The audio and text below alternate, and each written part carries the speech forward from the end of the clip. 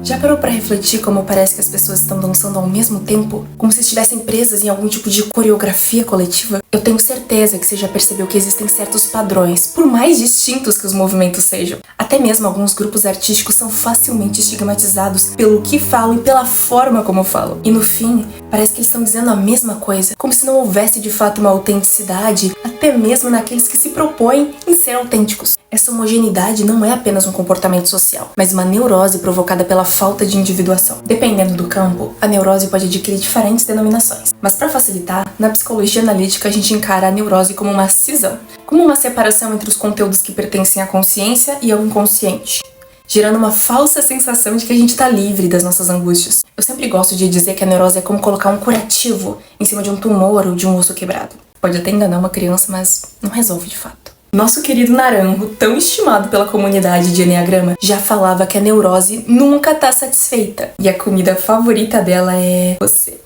Mas calma, eu sei que seria uma baita falta de respeito um jantar sem música.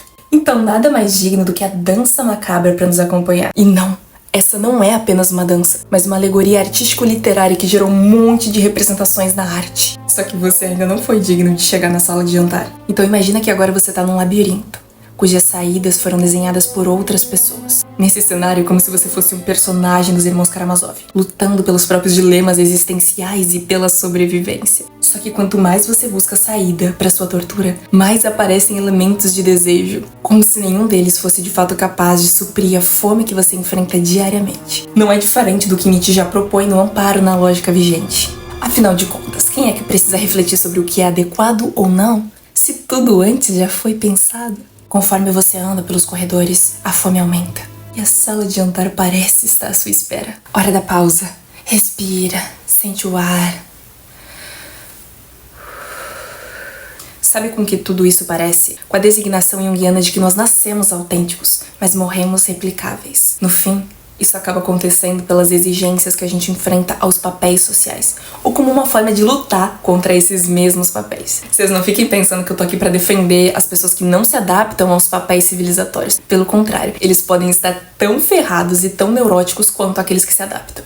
E dentro dessa repetição, é como se a gente observasse Nietzsche criticando o niilismo. Em um mundo onde os valores são desconstruídos, nós perdemos a capacidade de formular os nossos próprios valores, caindo na armadilha patética da replicação, como se a gente fosse só uma versão desgastada da nossa própria identidade. Eu sei que eu te dei uma pausa, mas não se engana, você ainda tá no labirinto. Mas como ser benevolente, eu tenho duas opções para te oferecer, duas pílulas, a da direita e a da esquerda. Com essa pílula, você pode se tornar um sujeito que adere a um sistema social ou externo. E com essa outra, uma pessoa que luta contra os padrões coletivos. Pensa rápido. Pronto? Pois bem, nenhuma delas foi capaz de te tirar do labirinto. As duas escolhas só refletem a unilateralidade que é a própria neurose. E por mais distintas que elas pareçam, em essência refletem uma mesma verdade, uma resistência ou uma paixão a um objeto, cuja escolha de uma parece invalidar completamente a existência da outra.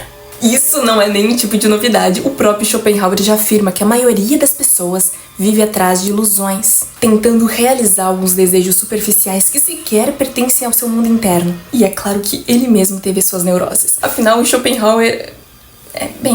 ele negava boa parte do deleite a partir do objeto, favorecendo em demasia aquilo que pertence ao mundo interno. Mas isso não invalida o pensamento dele e nem faz com que a gente tenha que aceitar cada uma de suas proposições. Mas considerando a sua ideia de que a gente tá, de fato, diante de várias formas replicáveis, existe um bom ponto pra gente entender por que você é igual a todo mundo. Agora imagina só comigo. Pensa que existem várias formas pra psique. Formas que se moldam aos padrões sociais, formas que lutam contra e formas que se mantêm distanciadas dessas outras, como se não precisassem de fato interferir no mundo ou julgar alguma coisa, meramente percebendo. É como se todas elas estivessem presas a uma programação prévia. Afinal, um círculo não pode se tornar um quadrado, e cada uma dessas formas limita a maneira como o indivíduo vai apreender a realidade. Os conteúdos que vão preencher essas formas estão, no final das contas, restritos a essas mesmas formas. Imagina que as experiências que você teve ao decorrer da vida estejam sujeitas a uma forma. Isso não seria uma forma de determinismo? Como se não tivéssemos de fato escolha diante de tudo? E se eu te falar que essa forma que estamos firmemente segurando não é a única do nosso psiquismo? Em específico, a gente está falando do ego. aquilo que centraliza a consciência que firmemente acreditamos ser. Não é que a gente não seja o ego, mas ele é apenas um fragmento dentro da vida extensa que existe dentro do psiquismo.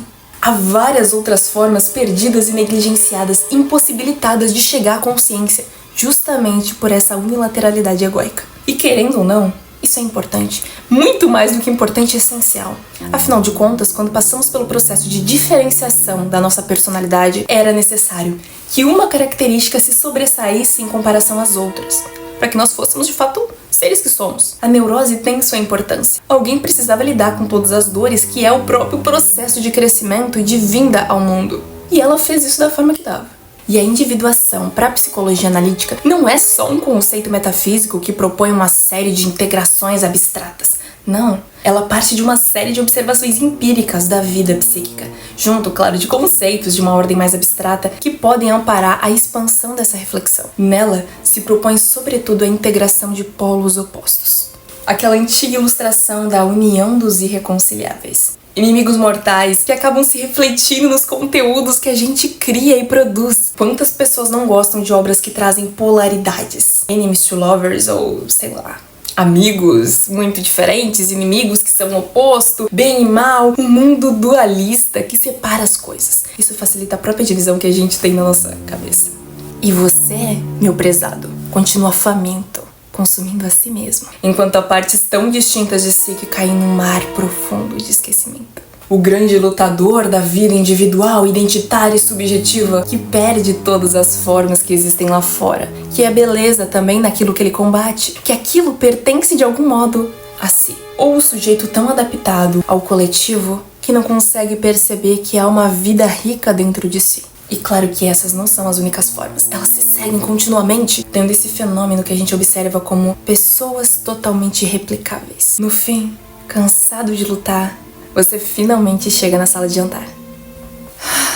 Você não precisa se preocupar, tá tudo calmo, tão calmo que não existe nem mesmo vida. Você tá morto. E o banquete foi o consumir de uma vida inteira cheia de repressões e projeções, sem chegar nem perto daquilo que existia em essência.